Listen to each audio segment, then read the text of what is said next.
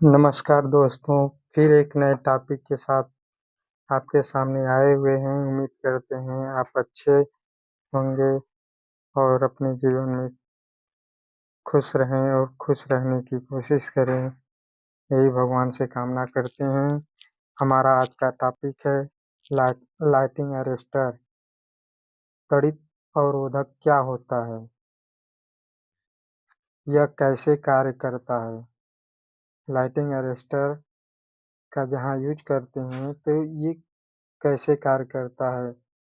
और तीसरा टॉपिक है 132 किलोवोल्ट सबस्टेशन में इनकमिंग फीडर पर प्रति लाइन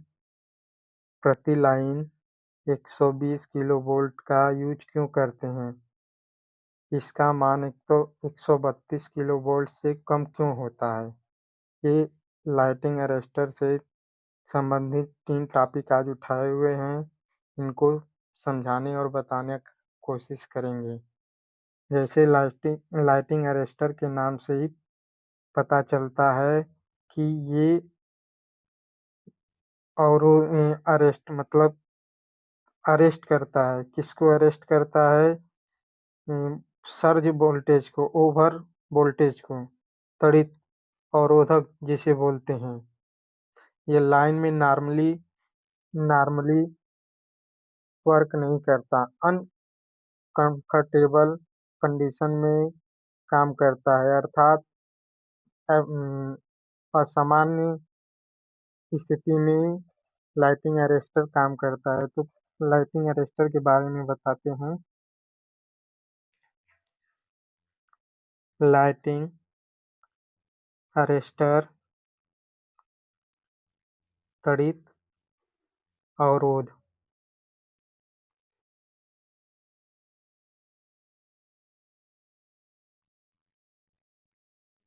यह आकाशीय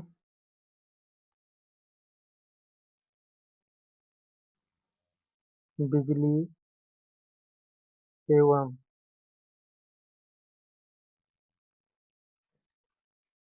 ओवर वोल्टेज मतलब रेटेड वोल्टेज से कई गुना वोल्टेज हमारे उपकरण या डिवाइस पर आ जाती है। यह आकाशीय बिजली एवं ओवर वोल्टेज को प्रोटेक्ट करता है।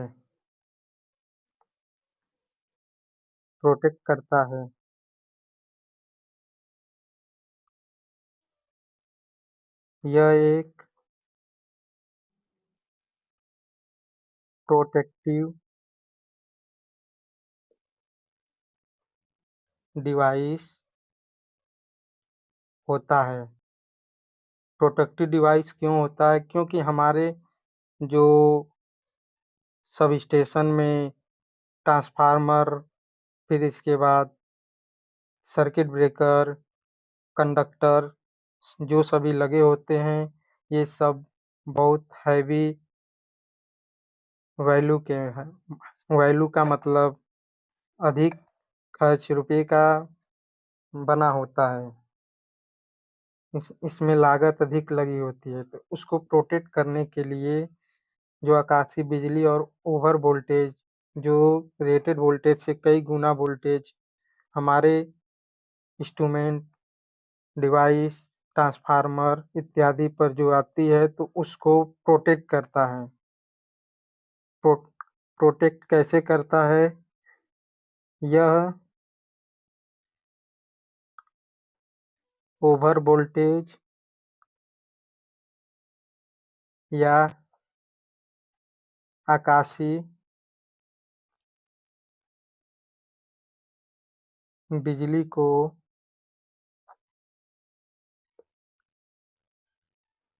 को ग्राउंड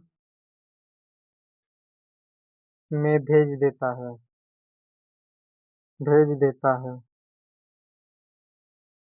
इसकी खासियत होती है कि ये बहुत माइक्रो सेकंड में काम करता है।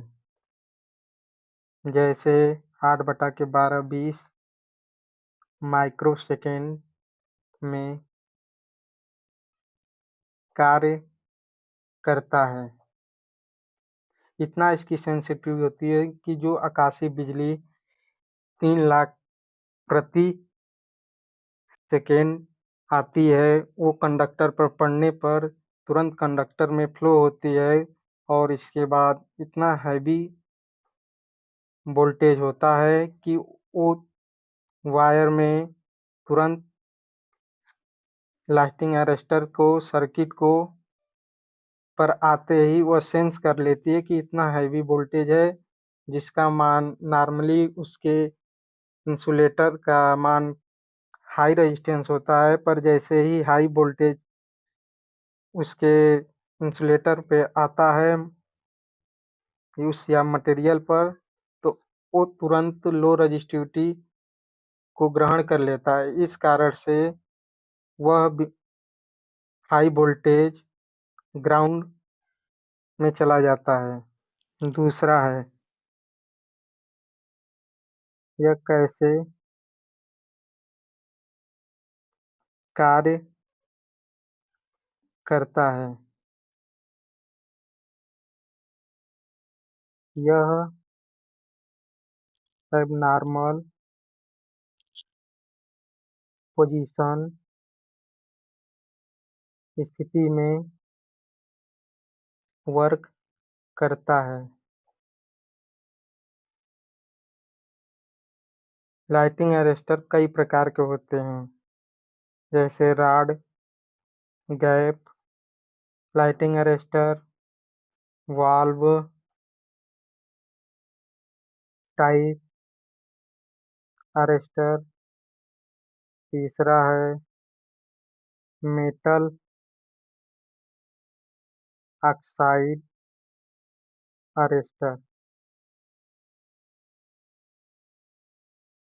इसका कनेक्शन हमेशा पैरेलल में होता है। नोट डाउन, ये बहुत इम्पोर्टेंट है। इसका कनेक्शन हमेशा हमेशा पैरेलल में होता है सब स्टेशन में। ये रॉड गैप टाइप का जो हमारा अरेस्टर है, ये ट्रांसफार्मर के ब्रूसिंग पर लगा होता है। जो हमारा ब्रूसिंग होता है उन दोनों टर्मिनल पर, जैसे मेरा ये ट्रांसफार्मर है, ये मेरा ब्रूस है, ये इंसुलेटर का बना होता है। तो यहाँ से रॉड निकाल कर नीचे के टर्मिनल से यहाँ पे, फिर ऊपर के टर्मिनल से यहाँ पे, इस तरह ये रॉड गैप अरेस्टर लगा होता है। जैसे ही इस कंडक्टर पर कोई बिजली, आकाशीय बिजली गिरती है, तो तुरंत इस इंसुलेटर को जो ब्रूसिंग होता है उसके अंदर न जाके यहाँ पे आके इस गैप को भेद देती है। ये जो गैप होता है बहुत कम गैप होता है। इसको इंसु insulator to conductor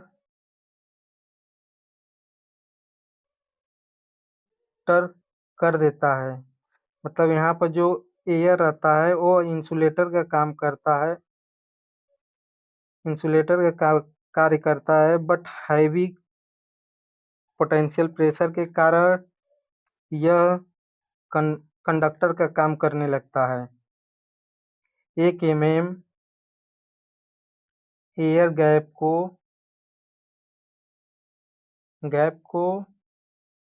2.5 kilovolt voltage से 1 mm एयर को हम लोग कंडक्टर के भांति कार्य कर सकते हैं। इसी तरह कह सकते हैं कि एयर का ब्रेकडाउन वोल्टेज 2.5 किलो ओम होता है। अगर कोई 1 mm का दो कंडक्टर के बीच में नहीं, दो कंडक्टर के बीच में 1 mm का गैप है, उसमें 2.5 किलो ओम का वोल्टेज उसके दोनों सिरे पे हम अप्लाई कर देंगे, तो वो कंडक्टर के भांति क्लोज सर्किट बना देगा। तो क्लोज सर्किट बना देगा, तो इसी कारण से ये क्लोज सर्किट बना देता है। आर के कारण फिर यहाँ से ग्राउंड हुआ होता है ट्रांसफार्मर से, इसलिए बिजली यहाँ से कंडक्टर पर गिरी, कंडक्टर से होते हुए ये एयर को ब्रेक डाउन करके कंडक्टर के भांति एयर गैप काम करता है। इसके बाद ये ग्राउंड वायर से ग्राउंड हो जाता है। हाई पोटेंशियल प्रेशर प्रेशर इस तरह हमारा ट्रांसफार्मर का बुशिंग बच जाता है। इसी तरह वाल्व टाइप का होता है, वाल्व टाइप का भी देख लेते हैं। ये रॉड टाइप गैप का हो गया। वाल्व टाइप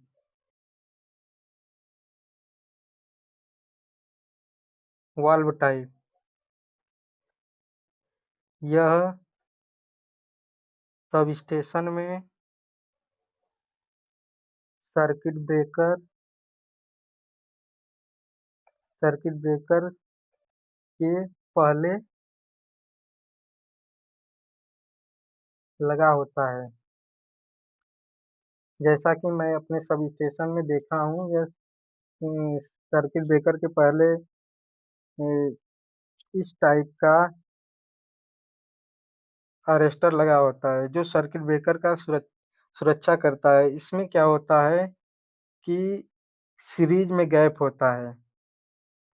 इस तरह कई सीरीज में गैप होता है। फिर इसी के पैरेलल में कोई मेटल का ऑक्साइड डाल देते हैं। यहाँ से ये मेरा हो गया जो वायर से कनेक्ट है। हाँ, ये ग्राउंड हो गया। इसमें जैसे ही हाई वोल्टेज आकाशीय बिजली गिरती है, तो ये जो गैप है हाई वोल्टेज के कारण एयर ब्रेक हो जाता है, तो ये कंडक्टर के भांति काम करने लगता है। इसके बाद बिजली को ग्राउंड कर देता है। हाँ, इसका जो ये कंडक्टर कंडक्टर का जो रजिस्टिविटी होती है, रेजिस्टेंस होता है, नॉन नॉन लीनियर होता है। जैसे ही वोल्टेज का मान अधिक होगा, वैसे ही ये कंडक्टर अपना रजिस्टिविटी नॉन लीनियर के भांति वर्क करने लगेगा। इसी तरह ये ऑक्साइड भी है। मेन ऑक्साइड ही नॉन लीनियर होता है, पर दोनों एक साथ वाल्व टाइप अरेस्टर में काम करते हैं। तीसरा मेन है metal oxide arrester.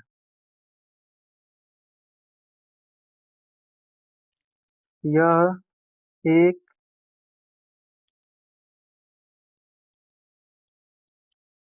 Zinc oxide का बना पदार्थ इंसुलेटर में भरा होता है। जैसे हमारा 3 इनकमिंग लाइन हो गया, यहाँ एक फेज में हमने यहाँ पर लाइटिंग अरेस्टर लगा दिया, ग्राउंड कर दिया। इसी तरह दूसरे वाले में भी होगा। ग्राउंड कर दिए। फिर इसके बाद तीसरे वाले में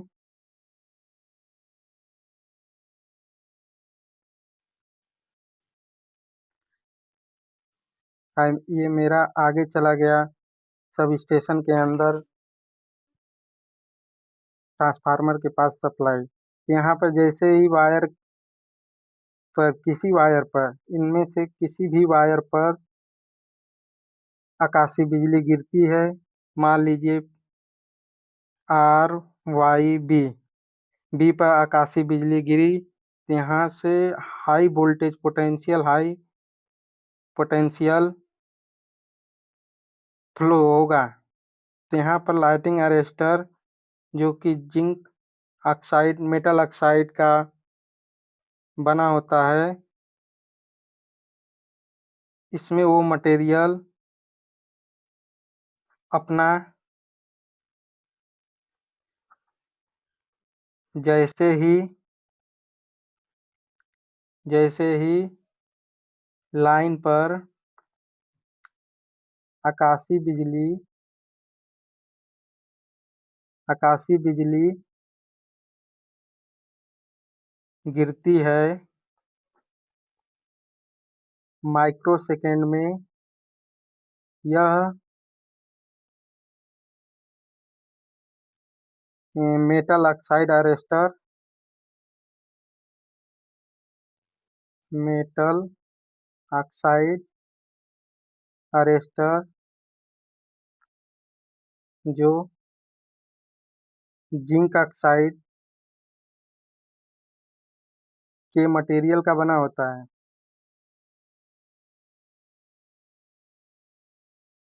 बना होता है, यह इतनी इतनी तेजी से अपना रेजिस्टेंस खो देता है मतलब रेजिस्टेंस को कंडक्टेंस में कन्वर्ट कर देता है।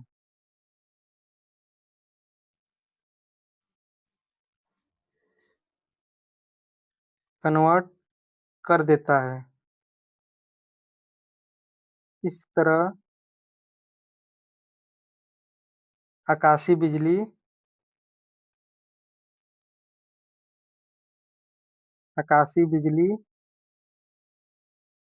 ग्राउंड हो जाती है। ये जो मेरा मेटल ऑक्साइड अरेस्टर है, इसमें जो जिंक ऑक्साइड मटेरियल भरा होता है, जब हाई वोल्टेज का पोटेंशियल जब इसके ऊपर आता है तो ये इसका ब्रेकडाउन हो जाता है। एक तरह से बोले तो जो हाई रेजिस्टेंस से कंडक्टेंस में कन्वर्ट करता है, उसका ब्रेकडाउन होता है। ब्रेकडाउन होने के कारण ये इतना मिली सेकेंड में माइक्रो सेकेंड में होता है कि तुरंत ये बिजली तुरंत ग्राउंड हो जाती है। इसके बाद जैसे ही आकाशीय बिजली कुछ ही सेकंड में समाप्त होता है तो फिर ये अपने मूल रूप में आ जाता है। फिर इसके बाद हाई रेजिस्टेंस के कारण ये एक आइसोलेटर के भांति कार्य करने लगता है, या कह सकते हैं यह नॉर्मल कंडीशन में ओपन सर्किट के भांति कार्य करता है। दूसरा है यह अब नॉर्मल कंडीशन में क्लोज सर्किट के भांति कार्य करता है। इस तरह हमने देखा कि कैसे लाइटिंग अरेस्टर आकाशीय बिजली के प्रति अपना वर्क करता है। तीसरा पॉइंट है तीसरा पॉइंट है हमारा कि 132 केवी सब स्टेशन में इनकमिंग फीडर पर प्रति लाइन 120 किलोवोल्ट का यूज क्यों करते हैं? इसका मान 132 किलोवोल्ट से कम क्यों होता है? 132 केवी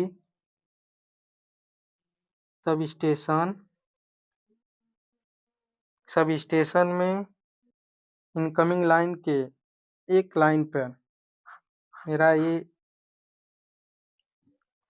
इनकमिंग लाइन हो गया। इनकमिंग लाइन में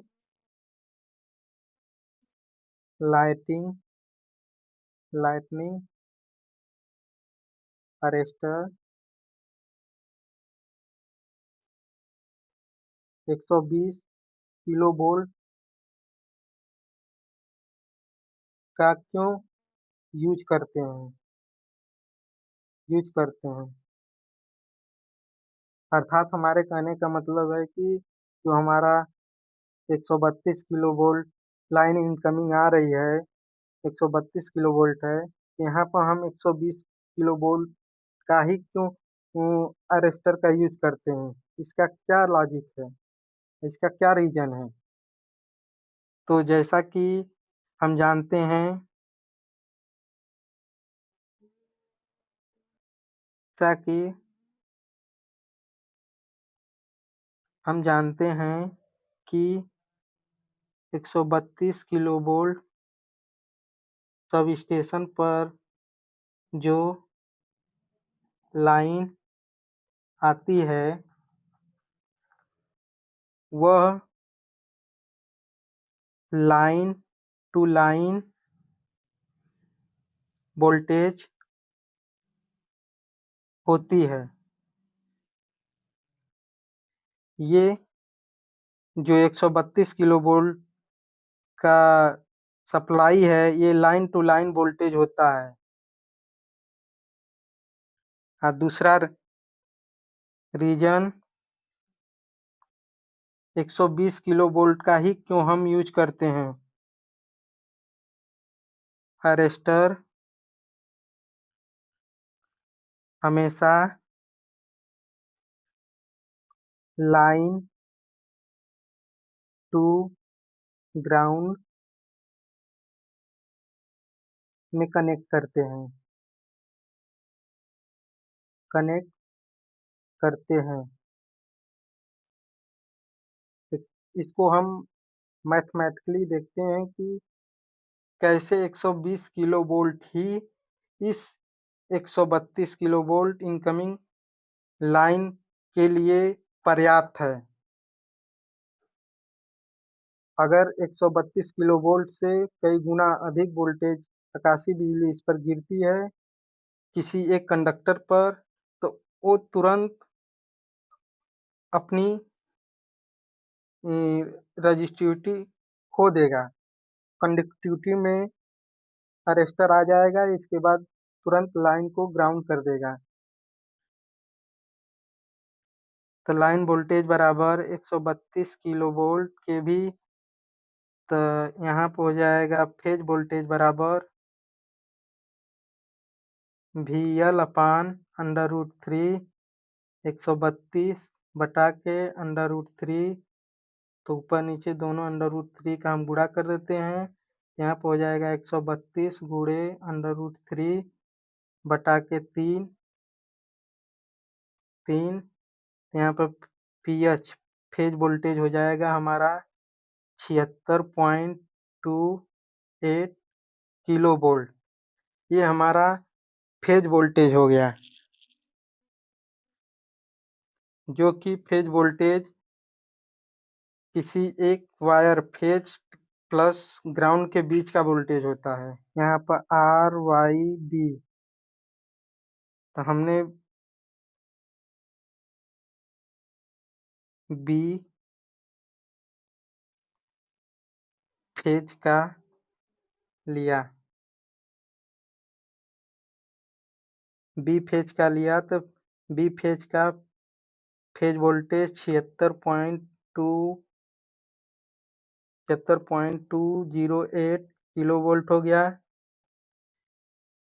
बी फेज का मैक्सिमम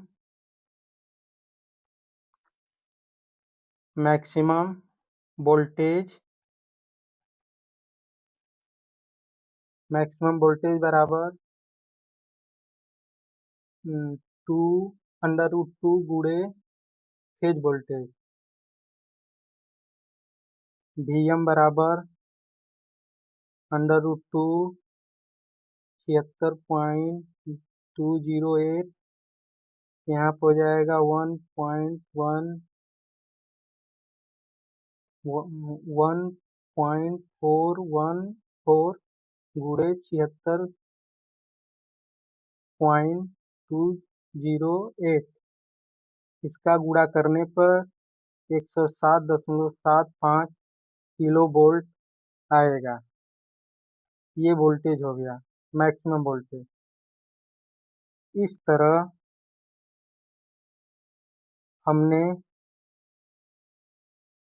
देखा कि बी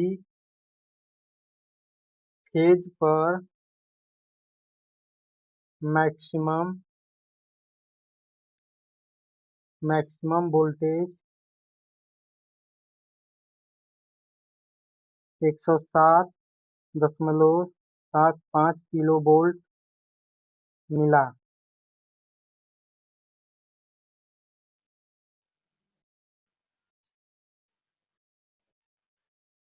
जबकि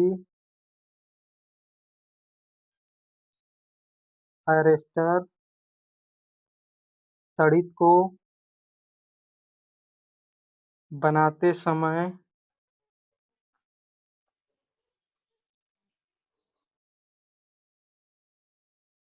फेज वोल्टेज के मैक्सिमम वोल्टेज का 10% अधिक लेते हैं। अधिक क्यों लेते हैं? क्योंकि हमारा जो लाइन का वोल्टेज है हमेशा 5% ऊपर नीचे वैरी करता है। लाइन वोल्टेज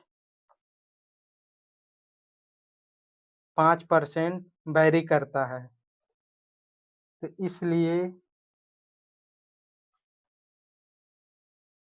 इसलिए लाइटनिंग अरेस्टर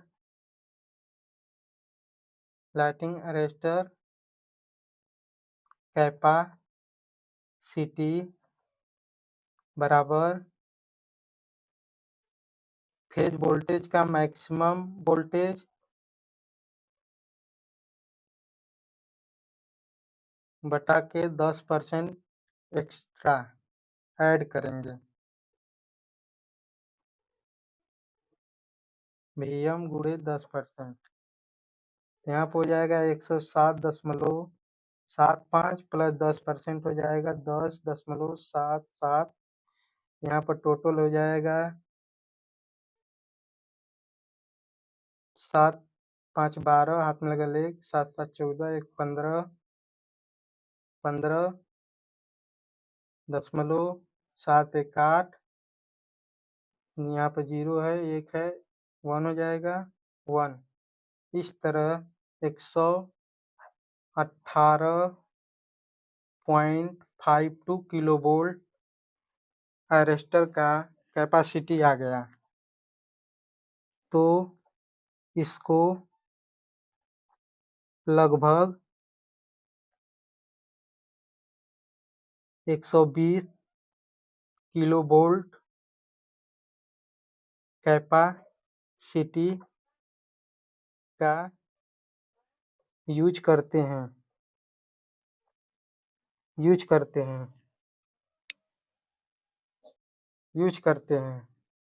इसी तरह 33 किलोवोल्ट सबस्टेशन पर लाइटनिंग अरेस्टर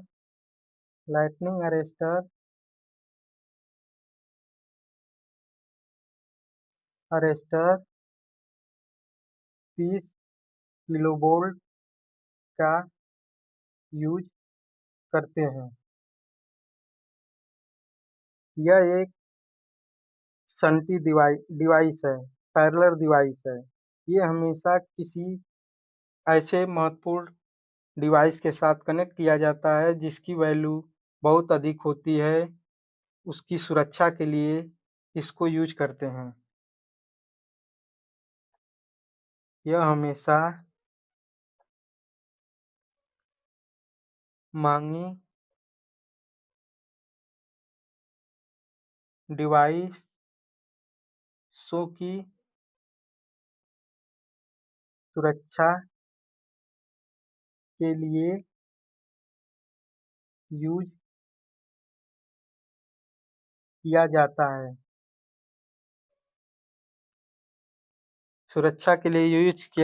है।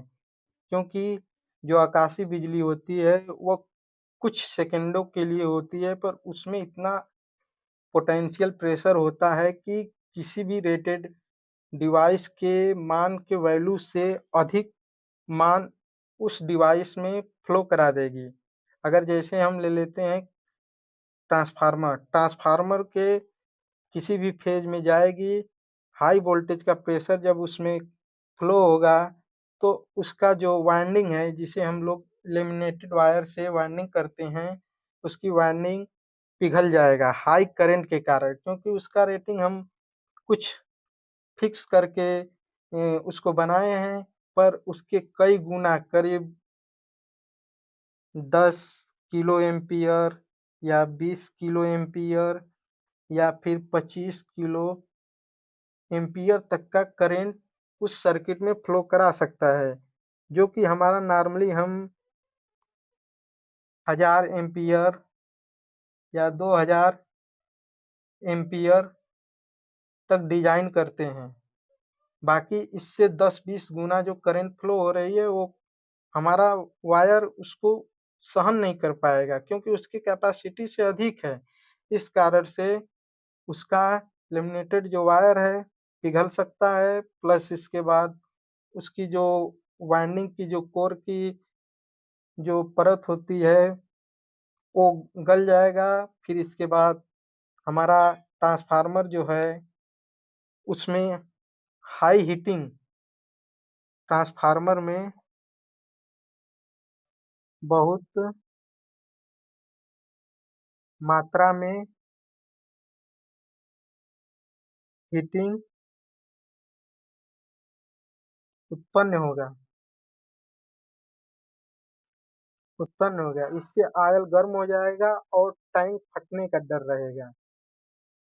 तो इसी को सुरक्षित करने के लिए और अपने सबस्टेशन को सुरक्षित करने के लिए लाइटिंग अरेस्टर का यूज़ करते हैं। इस तरह हमने लाइटिंग अरेस्टर का महत्व को जाना और उसका उपयोग और कार्य कैसे करता है इसके बारे में चर्चा किया। ये जानकारी आप लोगों के बीच में शेयर करने में बहुत मज़ा आया और अच्छा भी लगा। Thank you.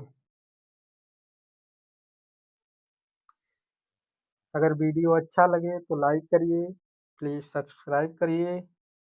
ऐसे ही आगे छोटे-छोटे टॉपिक पर हम वीडियो बनाते रहेंगे, आपके बीच कुछ ज्ञानवर्धक बातें करते रहेंगे। बहुत-बहुत धन्यवाद।